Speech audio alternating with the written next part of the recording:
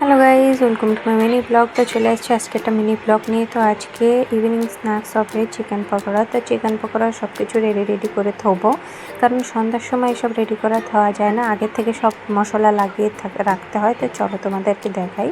সব মশলা এখানে দিয়ে দিয়েছি, যেরকম